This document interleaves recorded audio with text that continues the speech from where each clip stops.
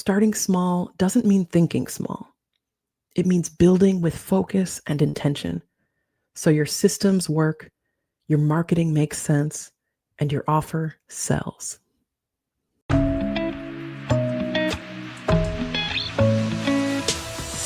Hey, I'm Tine, your pivot and pay strategist. I help Black women double their income by leveraging their existing skills. I am all about getting Black women paid, whether you're an employee or a business owner. And you're listening to the Getting Black Women Paid podcast. Let's go.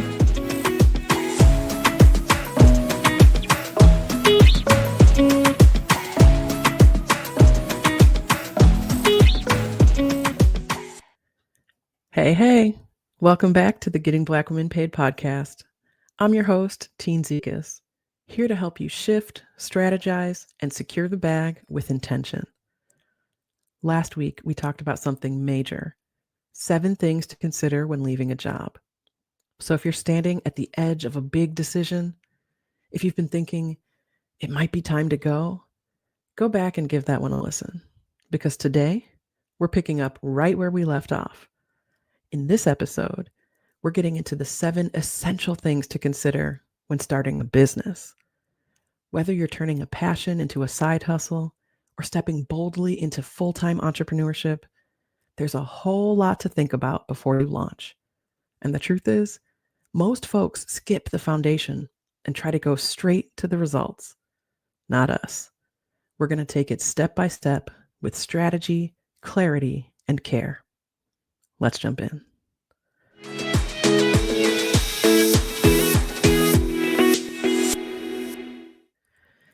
The first thing to consider when starting a business is side hustle or main gig.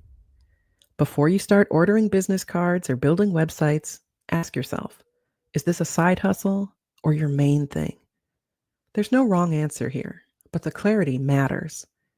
Because a business you're building in the margins of your day is going to move differently than a business that needs to start paying the bills in the next 90 days. It's about capacity. It's about urgency. It's about pressure. Running your business as a side hustle might give you more room to experiment, test, and grow slowly. But if it's your main source of income, you need a faster path to revenue and a support system to match. So ask yourself this: how do I want this business to function in my life for the next 12 months? And what kind of support do I need to make that happen? Pause the podcast if you need to, say it out loud, write it down, but get clear, because the rest of your strategy starts here. The second thing to consider when starting a business is your financial runway. Let's talk about the money. Specifically, how much time can you buy yourself to get this thing off the ground? Your financial runway is the cushion you have to pay yourself, pay your bills, and cover your business expenses before your business becomes profitable. Now, this doesn't mean you have to have 6 months of savings in the bank before you can start. But it does mean you need to be real about your timeline. If your savings can carry you for 3 months, but your business model won't start bringing in money for 6, that's a gap we need to name. A gap we need to solve for now, not later. You might take on freelance work, cut back on expenses, or start your business as a side business first. There's no shame in pacing yourself. The key is to plan for real life, not just the highlight reel. If you're dreaming about starting your own business, here's a question worth asking. How long could I financially sustain myself if I started tomorrow? And what could I do to extend that runway? Be honest with yourself. The clearer you are about your money, the more empowered you'll be in your next move. The third thing to consider when starting a business is your startup costs. Now, this one trips up a lot of people because sure, starting an online business might be cheaper than opening a storefront or buying a franchise, but that doesn't mean it's free. Even if you're offering a service, there's still setup work, branding, software, business registration, maybe a website, or a coach to help you put it all together. And don't forget about the hidden costs: subscriptions you thought were free, tools you forgot to cancel, or upgrades you didn't budget for. So please don't wing it on this part. Write it all down, even the small stuff, especially the small stuff. It adds up fast. If you're serious about launching, here's the question to sit with. What will it actually cost me to get this business off the ground? And where might I find or save that money? You don't need to have it all today, but you do need a plan, because clarity is power, and your strategy deserves more than guesswork. All right, so far we've talked about how to decide if your business will be a side hustle or your main gig. We've looked at your financial runway, and we've broken down the importance of understanding your startup costs. These are the foundations: your clarity, your cash, your capacity.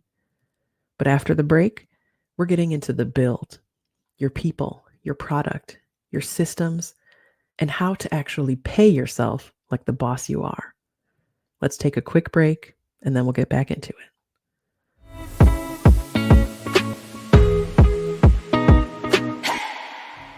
Hey sis, have you been wondering how you can take your income to the next level? Did you know that I help Black women just like you leverage their skills to dramatically increase their earnings? Whether you're in the corporate world or starting your own business, I'm here to help you map out a strategy that expands your income and impact. So for a limited time, I'm inviting you to schedule a complimentary income elevation discovery call with me. Together, we'll talk through your goals and challenges. Visit www.gettingblackwomenpaid.com/schedule to book your call. This is your time to level up. Schedule your complimentary income elevation discovery call today, and let's create the blueprint for your next financial breakthrough. Visit www.gettingblackwomenpaid.com/schedule to grab your spot. Let's get you paid and positioned for more. All right, let's get back to the episode.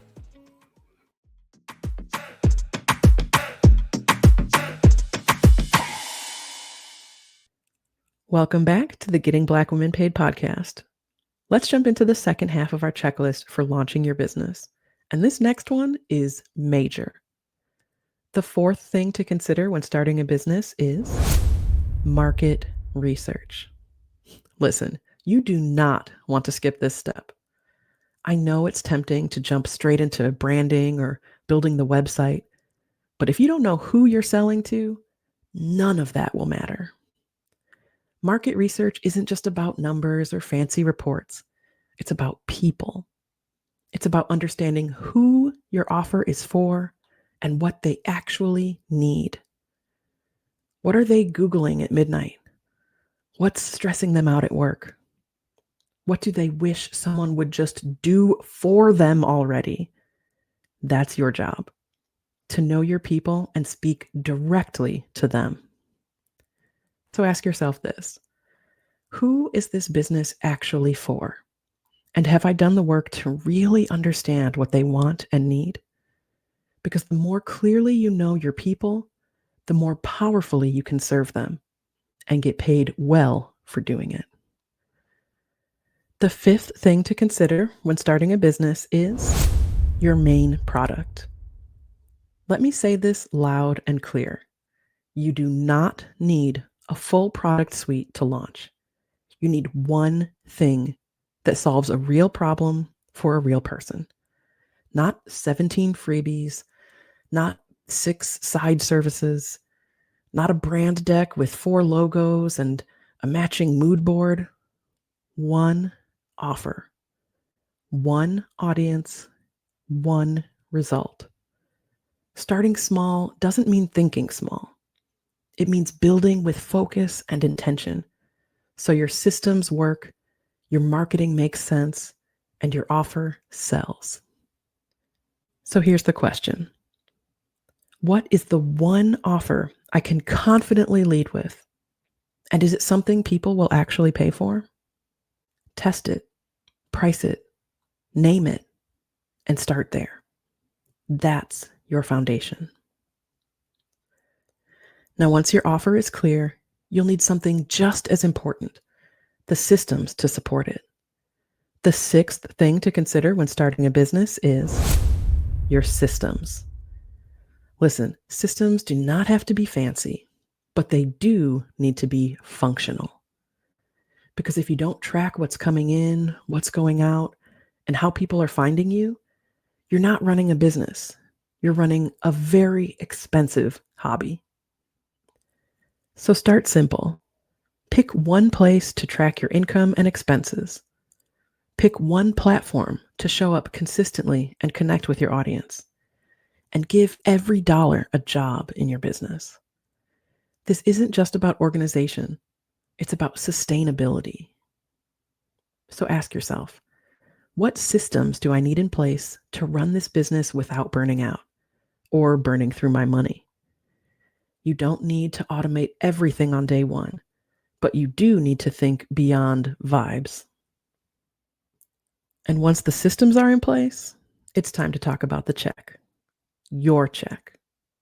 The seventh thing to consider when starting a business is, how will you pay yourself?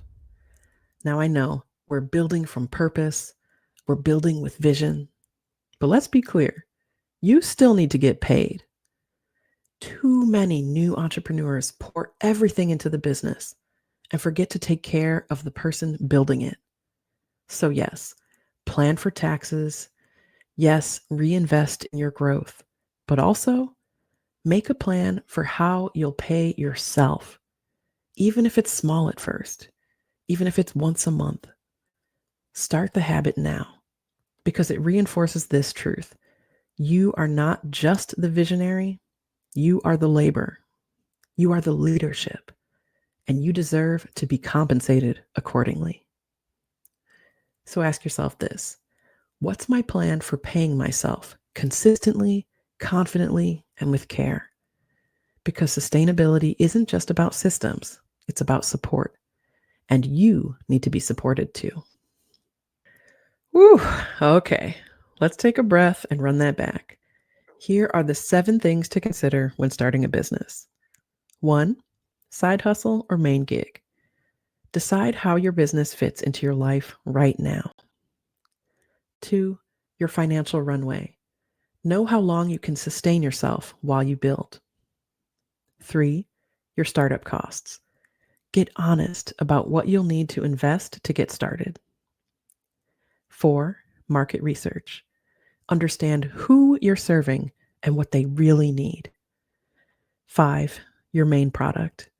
Focus on one clear offer that solves a real problem. 6, your systems. Set up your processes so the business can run without burning you out. And 7, how will you pay yourself? Build compensation into your model from day one. Every one of these steps helps you build not just a business, but a business that can last. One that works for you, not the other way around. And hey, if this episode got you thinking about leaving your job as part of your journey, go back and check out our last episode, 7 Things to Consider When Leaving a Job. It's the perfect companion to this one, and it'll help you make that exit with intention, clarity, and confidence. If you found today's episode helpful, subscribe wherever you're listening now and share it with another brilliant Black woman who's ready to build something bold. Thanks for tuning in. And remember, every step you take is a step toward getting paid. I'll see you in the next one. Hey, thanks for watching the Getting Black Women Paid podcast. If you enjoyed the conversation, make sure you like and subscribe. And remember to hit the notification bell so you can catch more episodes like this one. And join the conversation by leaving a comment below. Be sure to share this channel with the incredible Black women in your life so we can continue getting Black women paid. All right, we'll see you in the next one.